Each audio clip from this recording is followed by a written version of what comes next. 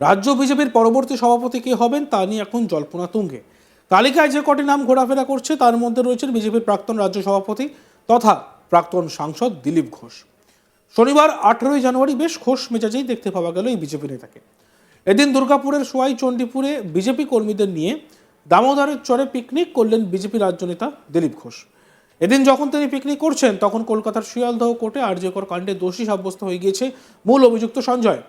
সোমবার 20 জানুয়ারি সাজা ঘোষণা হবে তার। আর এই দিন আরজিকর প্রসঙ্গে সাজা ঘোষণা প্রসঙ্গে দিলীপ ঘোষ বলেন, আদালতের রায়ের ওপর পূর্ণ আস্থা আছে, কিন্তু মানুষ এখনো মনে করছে যে বেশ কিছু জিনিস আড়াল করা হচ্ছে। সিবিআই এর ভূমিকা নিয়েও প্রশ্ন থেকে যাচ্ছে, কিন্তু সিবিআইকে তদন্তের ভার দিয়েছিল আদালত, কাজেই আদালত সে বিষয়ে বিবেচনা করবে। পুলিশের ভূমিকা নিয়ে তখনও প্রশ্ন ছিল, এখনও প্রশ্ন আছে। দলীয় কর্মীদের নিয়ে পিকনিক করতে এসে দিলীপ ঘোষ এমনই মন্তব্য করেন। কি বলেছেন বিজেপি নেতা দিলীপ ঘোষ, শুনুন। আদালতের যে প্রক্রিয়া চলছে সেটা তো মানতেই হবে সবাইকে, যে ব্যবস্থা আছে আমাদের সাংবিধানিক তার আধারেই হচ্ছে, কিন্তু মানুষের মন মানছে না যে একজন মাত্র দোষী এত বড় ঘটনার, এর পেছনে আরও কি রহস্য আছে, বোধহয় কিছু থেকে যাচ্ছে। যদি ও দোষী হয়, তথ্য প্রমাণ তাই বলে, নিশ্চয়ই তাকে সাজা দেওয়া উচিত। কিন্তু এইটুকু মানে মনে হচ্ছে যে গুরু অপরাধে আর লঘু দণ্ড হচ্ছে, এই মানুষের মনের যে সংশয় সেটাও দূর হওয়ার দরকার আছে। পেছনে আর কে আছে কোনো আপনারা সেটা তো তদন্ত আন্দোলন তো করেছি, আমরা চেয়েছি এই যে ভয়ঙ্কর জঘন্য অপরাধ হয়েছে তার প্রকৃত অপরাধীদের সাজা হওয়া উচিত। কিন্তু সাধারণ মানুষের যে বিশ্বাস বা যে ধরনের তথ্য কিছু আসছিল, তাতে মনে হচ্ছিল আরো অনেক লোক এর সঙ্গে যুক্ত আছেন, অনেক গভীর ষড়যন্ত্র আছে, সেটাও সামনে আসার দরকার আছে। আচ্ছা, এই ঘটনাটা ঘটার পরে পুলিশি তদন্ত আরম্ভ হয়েছিল এবং পুলিশকে দেখা যাচ্ছে এখন খুব অ্যাক্টিভ, যে গুলি করে অপরাধীদের মেরে ফেলছে। তখন পুলিশের ভূমিকা কেমন ছিল? দেখুন, পুলিশের ভূমিকা নিয়ে সবসময় প্রশ্ন আছে পশ্চিমবাংলায়। সিপিএম আমল থেকে পুলিশকে নিষ্ক্রিয় করা হয়েছে আর রাজনীতিকরণ করা হয়েছে, ফলে সত্য চাপা পড়ে যায়, সবসময় অপরাধীরা সাজা পায় না এবং পুলিশ তার নিজের কাজ করতে পারে না। যদি পুলিশ মনে করে যে গুলির দ্বারাও শান্তি শৃঙ্খলা রক্ষা হতে বা অপরাধীদেরকে ভয় দেখানো যেতে পারে, তো পুলিশের হাতে বন্দুক এই জন্যই দেওয়া হয়েছে। কিন্তু পুলিশের কাজ হচ্ছে অপরাধীদেরকে আইনের সামনে নিয়ে আসা। এই ক্ষেত্রে এই যে সঞ্জয়কে গ্রেপ্তার করলো এবং যে তথ্য প্রমাণ অনেক কিছু পাইনি, সিবিআই যখন এসেছিল, সিবিআই বাংলা বলেছে অনেক কিছু পাওয়া যায়নি, সেখানে পুলিশের রোলটা নিয়ে প্রশ্ন উঠেছিল। না, পুলিশের বললাম তো রোল নিয়ে প্রশ্ন আছেই, সিবিআই রোল নিয়েও প্রশ্ন আছে, কিন্তু এই যে অত বড় জঘন্য অপরাধ হয়েছে, সারা পশ্চিমবঙ্গ কেঁপে গেছিল, সারা দেশের মধ্যে মানে সভ্য জগতের মানুষের মাথা হেঁট হয়ে গেছে, তার উপযুক্ত শাস্তি এবং প্রতিবিধান হওয়া উচিত আছে। সিবিআই ভূমিকা কি দেখেছেন, কি মনে হচ্ছে সিবিআই ভূমিকা? সিবিআই কে দায়িত্ব দিয়েছে কোর্ট, কারণ কোর্ট তার কাজের বিচার করবে, তাদের সে অধিকার আছে। আমরা কোর্টের উপরে বিশ্বাস রাখি। হয়ে গেছে আর না হয়ে গেছে। এই গুলিকাণ্ডটা বলুন না, আবার পুলিশের ভূমিকা। সাজ্জাদ আলমকে যে গুলি করা হয়েছে, না, গুলি করতে হচ্ছে কেন? যদি পুলিশ সিরিয়াস হতো অপরাধীদের ধরার ব্যাপারে, তাদের বিচার করার ব্যাপারে, তাহলে গুলিতে যায় না। তো গুলি হচ্ছে মানে আইন শৃঙ্খলা ব্যবস্থা ঠিক নেই, পুলিশের সক্রিয়তা ঠিক নেই, তাই একটা এক্সট্রিম পরিস্থিতির মধ্যে যেতে হচ্ছে।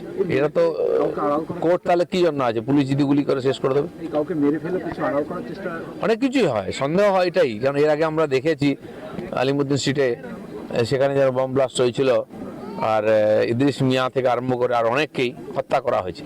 বহু জঘন্য অপরাধীরা হত্যা করেই ধামাচাপা দেওয়ার চেষ্টা হয়েছে, মুখ বন্ধ করার চেষ্টা হয়েছে। সেজন্য সবসময় এই ধরনের ঘটনা সন্দেহের মধ্যেই থাকে।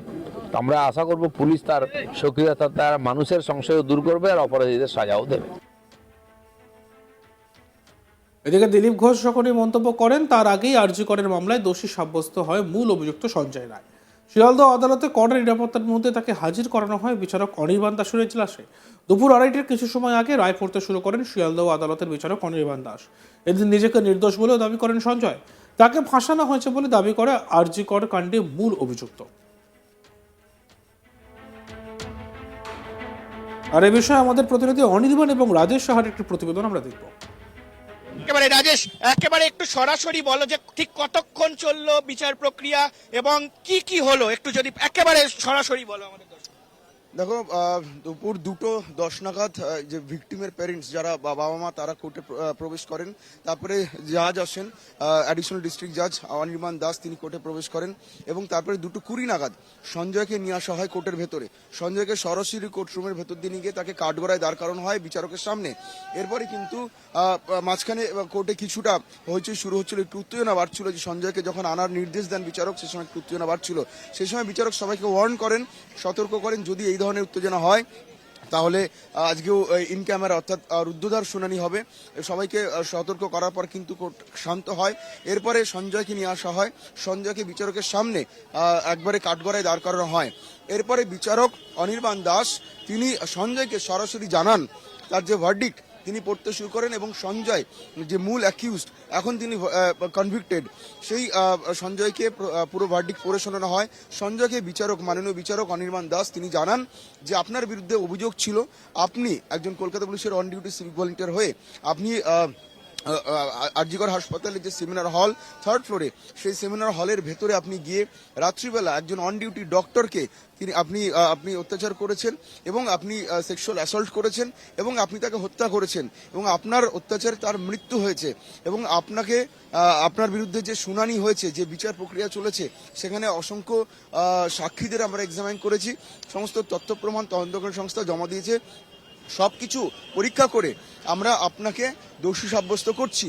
আপনাকে দোষী সাব্যস্ত করা হলো, এটা সরাসরি মাননীয় বিচারক সঞ্জয় রায়কে সরাসরি সামনাসামনি জানিয়ে দেন। এটা জানানোর পরে সঞ্জয়কে জানানো হয় যে তিনি 3টে সেকশনে দোষী সাব্যস্ত হয়েছেন। তিনি বিএনএস অর্থাৎ ভারতীয় ন্যায় সংহিতার 64, 66 এবং 103 ক্লস 1 3টে ধারাতে তাকে দোষী সাব্যস্ত করা হলো বলে সঞ্জয়কে জানান বিচারক। এবং পাশাপাশি বিচারক এটাও জানান যে 64, 66 এবং 103 ক্লস 1 3টে সেকশনে আপনার কি কি সাজা হতে পারে, সম্ভাব্য সাজা মাননীয় বিচারক তিনি সঞ্জয়কে বলেন। এবং সেখানে মাননীয় বিচারক কিন্তু সঞ্জয়কে যেটা বলেন যে আপনার যে অপরাধ আপনি করেছেন, যে অপরাধে আপনি দোষী সাব্যস্ত হয়েছেন, তাতে আপনার সর্বোচ্চ সাজা আমৃত্যু কারাদণ্ড এবং মৃত্যুদণ্ড পর্যন্ত হতে পারে। আমৃত্যু মানে আপনি যতদিন বাঁচবেন, 14 বছর নয়, আপনি যতদিন বেঁচে থাকবেন ততদিন আপনাকে জেলে কাটাতে হবে, নয়তো আপনাকে মৃত্যুদণ্ড দেওয়া হতে পারে। কিন্তু এক্স্যাক্টলি কি সাজা দেওয়া হবে সেটা আজকে নয়, সেটা সোমবার ঘোষণা করা হবে।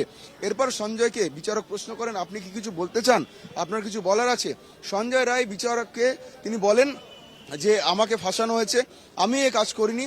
এবং উল্লেখযোগ্যভাবে আজকে যেটা নতুন তথ্য সঞ্জয় সামনে নিয়ে এসেছে, বিচারককে সঞ্জয় বলে যে আমি রুদ্রাক্ষের মালা পরি সবসময় গলায়, আমি এই কাজ করতে পারি না এবং আমি যেহেতু সবসময় রুদ্রাক্ষের মালা পরে থাকি, ফলে আমি যদি ক্রাইম সিনে এই ধরনের অত্যাচার করতাম রুদ্রাক্ষের মালা ছিঁড়ে যেত, কিন্তু আমার রুদ্রাক্ষের মালা রয়েছে, আমি এই কাজ করতে পারি না।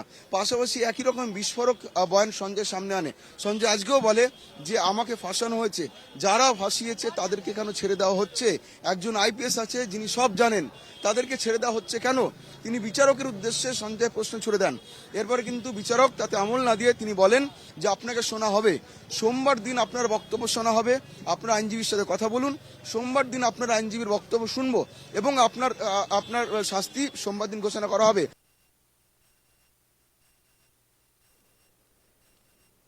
দেখতে থাকুন আজ তাক বাংলা। আমাদের ভিডিওসগুলি ভালো লাগলে লাইক করবেন, কমেন্টস করবেন, শেয়ার করবেন এবং চ্যানেলটিকে সাবস্ক্রাইব করতে ভুলবেন না।